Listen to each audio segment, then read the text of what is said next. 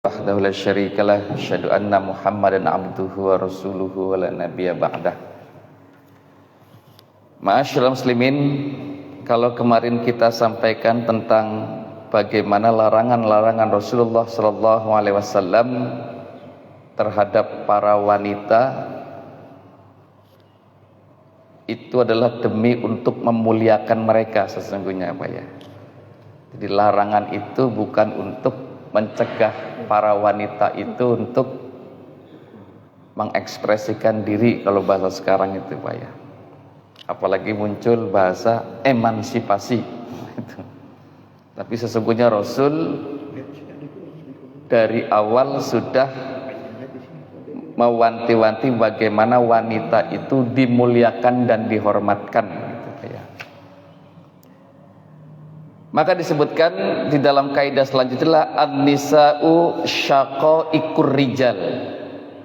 Wanita itu adalah partner kaum laki-laki, disebutkan syaqaiq. Syaqaiq itu kalau terjemahan bahasa Indonesia yang paling tepat itu adalah yang melengkapi kekurangan pria, kira-kira gitu, Pak. Wa nu'minu bi anna nisaa syaqaiqur rijali wa anna Allaha qad ja'ala lahunna minal huquqi mislal ladzi 'alaihinna bil ma'ruf wa annahu qad karramal mar'ata umman wa bintan wa zaujatan wa dzata rahimin. Nah, gitu, Pak ya. Wa rafa'anha madzalimil jahiliyati wa annahu ja'alal qawamata fil baitil muslimi lirrijal wa hiya qawamatu riayatin wa kafalatin wa mas'uliyatin.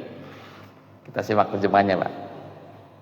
Bahwa kaum wanita adalah partner kaum laki-laki,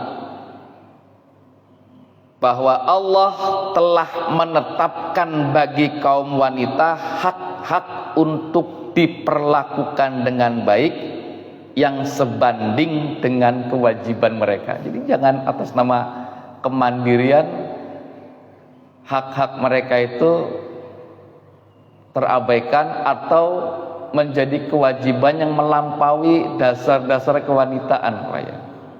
Berita yang terbaru ini, Pak, ibu ditelantarkan, Pak, lalu dibuang di kebun, Pak ya. Ini yang lagi ramai berita ini, Pak, berita 2 hari ini, Pak, bahwa Allah Azza wa Jalla telah memuliakan wanita sebagai satu umman, sebagai ibu, Pak ya.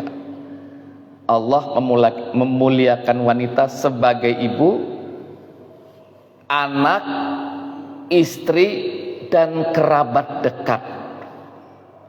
Bahwa Allah telah membebaskan wanita dari kezaliman jahiliyah.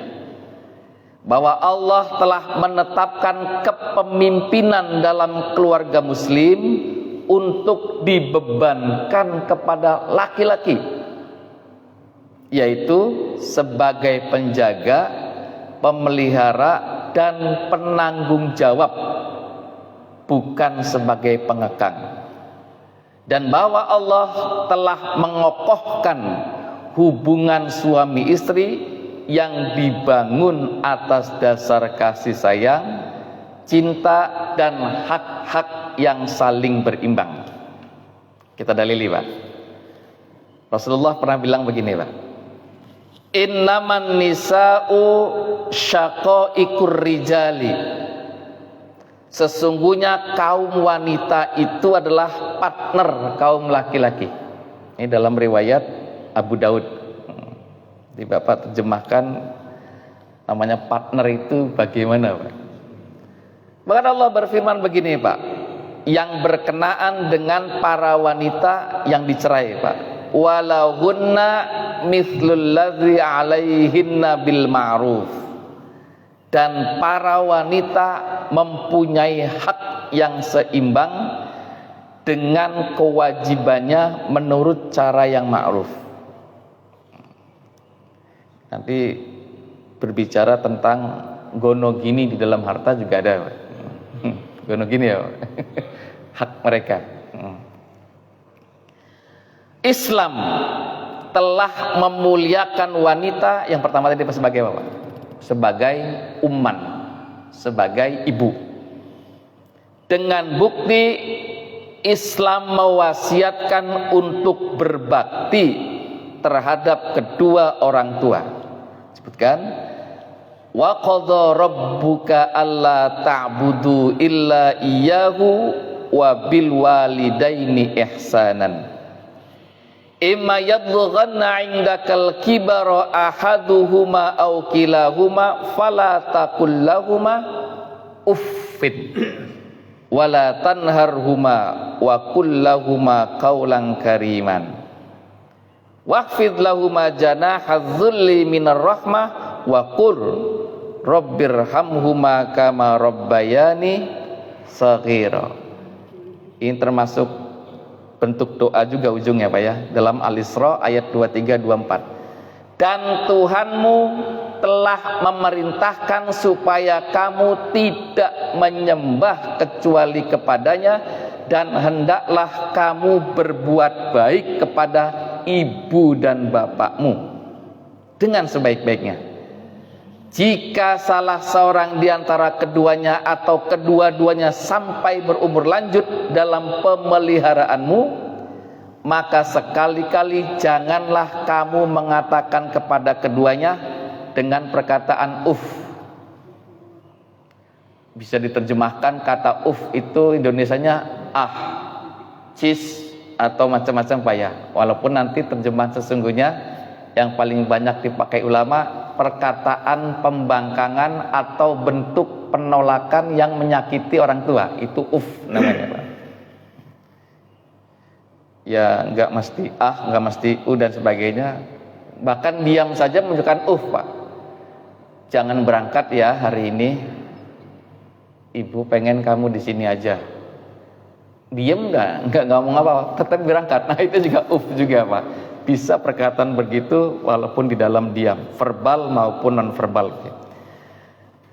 Dan janganlah kamu membentak mereka, dan ucapkanlah kepada mereka perkataan yang mulia, serta rendahkanlah dirimu terhadap mereka berdua dengan penuh kesayangan, dan ucapkanlah doanya Pak, wahai Tuhanku, kasihanilah mereka keduanya sebagaimana mereka berdua telah mendidikku waktu kecil. Doanya apa ya? Wa qur rabbirhamhuma kama rabbayani shaghira. Yang pertama apa ya? Perempuan sebagai ibu dan orang tua gitu Pak ya. Yang kedua jamaah sekalian, Islam telah menetapkan hak seorang ibu untuk mendapat perlakuan baik anaknya melebihi hak ayah Pak. Ini disebutkan dalam hadis muttafaq alaih gini Pak. Ja'a rajulun ila Rasulillah sallallahu alaihi wasallam faqala ya Rasulullah man ahaqqun nasi bi husni sahabati. Seorang laki-laki datang kepada Rasulullah dan berkata, wahai Rasulullah, siapakah manusia yang paling berhak untuk mendapatkan perbuatan baikku? Nah, nanya laki-laki ini Pak ya. Kalau aku berbuat baik, siapa yang paling berhak? Qala ummuka. Rasul menjawab, ibumu. Karena nggak puas rupanya Pak. Kenapa ibu gitu ya? Qala summaman. Laki-laki itu bertanya lagi, terus siapa lagi ya Rasulullah? Qala, Rasul menjawab, ummuka, ibumu. Masih nggak puas Pak. Qala summaman. Laki-laki bertanya lagi, terus siapa lagi ya Rasulullah? Qala ummuka, ibumu. 3 kali Pak yang disebut ibu mendapatkan 3 kali hak Pak ya. Qala summaman. Laki-laki itu masih penasaran Pak, nanya lagi, siapa lagi ya Rasulullah? Qala abuka. Ketika itu ditanya siapa lagi Rasul, Rasul menjawab ayahmu. Ibumu, ibumu, ibumu, bapakmu. Nah, kira-kira gitu Pak ya. Demikian bagaimana Islam itu memperlakukan seorang wanita, bahkan Rasul menyebutnya 3 kali di dalam hadis muttafaq alaih ini Pak. Apa dasarnya Pak Simbah? Disebutkan di kitab ini Pak Ilya. Ibu itu bersusah payah mengandung. Nah, yang nggak bisa ditiru laki-laki Pak ya. Kalau ngasuh anak masih bisa Pak. Ini ada 3 yang nggak bisa dilakukan oleh laki-laki nih Pak. 1, mengandung childless, nikah tapi nggak mau ngandung, lalu dibekukan rahimnya gitu. Lahir tapi nggak mau, maka sangat pantas haknya berlipat ganda melebihi hak ayah hingga 3 kali, yaitu Pak, kewajiban mengandung, kewajiban melahirkan, kewajiban menyusui, yang tidak bisa 3 kewajiban itu, sehingga Rasul menyebutnya mungkin dalam tafsir kita ya 3 itu Pak ya.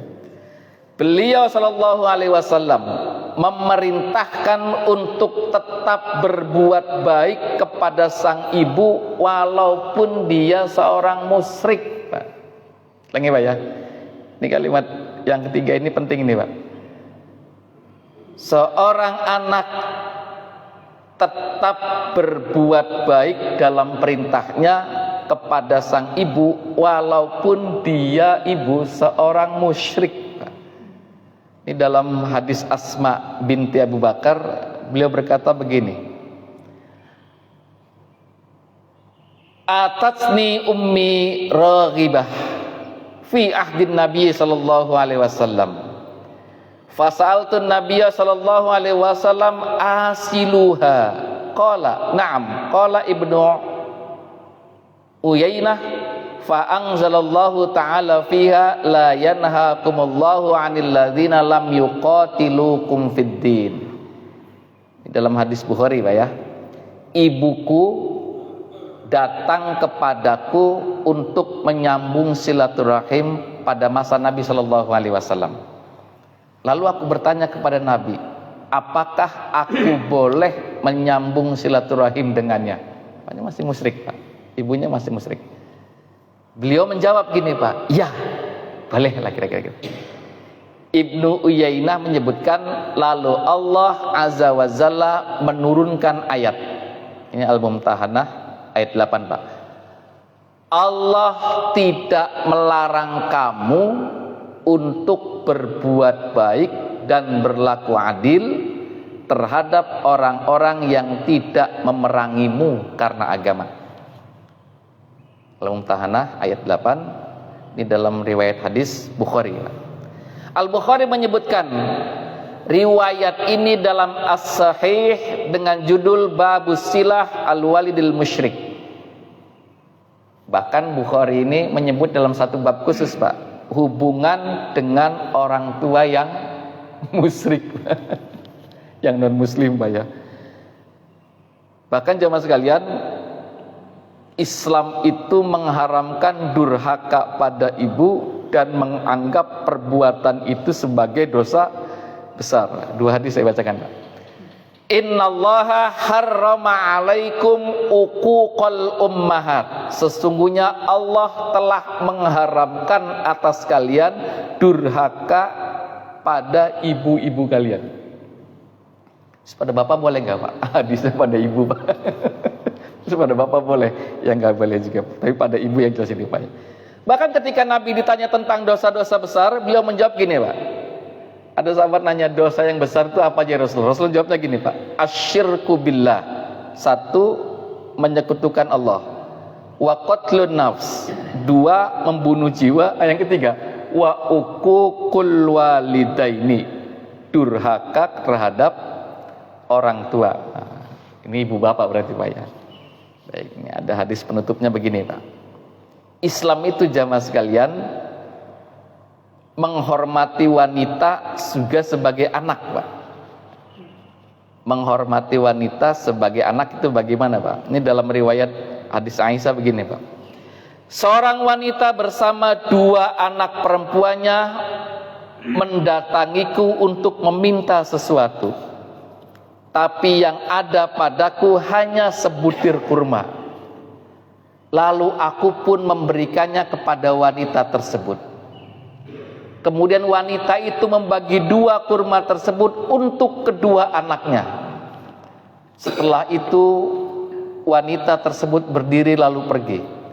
Kemudian Nabi Shallallahu Alaihi Wasallam datang, maka aku menceritakan itu kepadanya. Beliau bersabda begini, Pak. Sabdanya bagus, Pak ya. Man yali min hadhil banati syai'an fa ahsana ilaihinna kunna lahu sitron minan nar. Siapa yang mengurusi sebagian perkara anak-anak perempuan ini, lalu dia berbuat baik kepada mereka, maka kelak mereka akan menjadi dinding penghalang dari api neraka. Ini saya cek tafsirnya, Pak ya, tafsir hadis ini, Pak. Tafsir hadis ini, jadi ada orang terlantar wanita bersama 2 anak, saudara, Pak. 2 anak. Ini bab sedekah, saudara, Pak. Bab sedekah dan kedermawanan. Ada di bab itu, Pak ya. Disebutkan orang yang dermawan itu walaupun pelakunya salah, dia tetap baik, Pak. Orang yang pelit, itu tafsir begitu. Orang yang pelit walaupun dia, apa bahasanya? Orang yang pelit walaupun dia itu kaya, tetapi dia tetap dianggap buruk, Pak. Itu babnya begitu, Pak ya. Bab dermawan sebenarnya ini, Pak. Siapa yang mengurusi sebagian perkara anak-anak perempuan ini, lalu dia berbuat baik kepada mereka, maka kelak mereka akan menjadi dinding penghalang dari api neraka itu, Pak ya. Dalam riwayat muttafaq alaih. Jadi bab dermawan itu akan menghalangi sitron, akan menjadi sitron dari api neraka itu, Pak ya. Jemaah sekalian, ini mungkin banyak, Pak ya, bab dermawan kepada, nggak disebutkan sini, Pak ya, apakah ini perempuan ini janda atau bukan, walaupun di sana adalah perempuan yang sedang bersama anak. Lalu Rasul itu bukan kecewa, Pak ya, kenapa hanya 1 yang diberi kurmanya gitu ya. Kata Aisyah, cuman 1, nggak ada lagi kurmanya, cuman 1 kurmanya, Pak.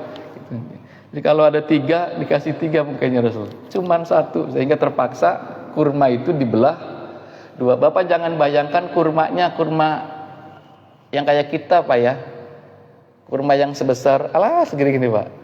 Kurma yang dikasihnya Aisyah itu besar, Pak, yang kalau dibagi 2, maka 2 anak ini cukup makan kurma yang dibelah 2. Saya nggak tahu jenis kurmanya, jenis kurma apa itu, Pak ya. Jangan bayangkan kurma kita yang gepeng. Ada kan kurma gepeng, habis tuh dibagi 2, segini. Kurmanya besar, Pak, dibagi 2 sehingga kedua anak tersebut dicukupkan. Jamaah sekalian, wanita begitu dimuliakan oleh Islam dan dimuliakan oleh Rasulullah Sallallahu Alaihi Wasallam. Saya tutup dalam riwayat Muslim, siapa yang memberi nafkah, man ala jariyataini hatta yablugha jaa yaumal qiyamati ana wa huwa wa dhamma asabi'a. Siapa yang memberi nafkah dan pendidikan 2 anak perempuan hingga dewasa, maka pada hari kiamat dia datang dalam keadaan aku dan dia seperti ini. Seperti ini, Pak ya. Seraya beliau mengisyaratkan dengan memadukan 2 jari, gitu ya. Saking dekatnya hak-hak tersebut, Pak. 2 perempuan, Pak. Silakan, Pak. Bapak punya peluang ini, Pak, dalam riwayat Muslim. Perempuan yang tadi maksudnya, Pak. Riwayatnya begitu. Insyaallah kita lanjutkan hak-hak selanjutnya para wanita itu seperti apa. Besok kita lanjutkan. Nasrullah wa fatun qarib wa basyil minin. Assalamualaikum warahmatullahi wabarakatuh.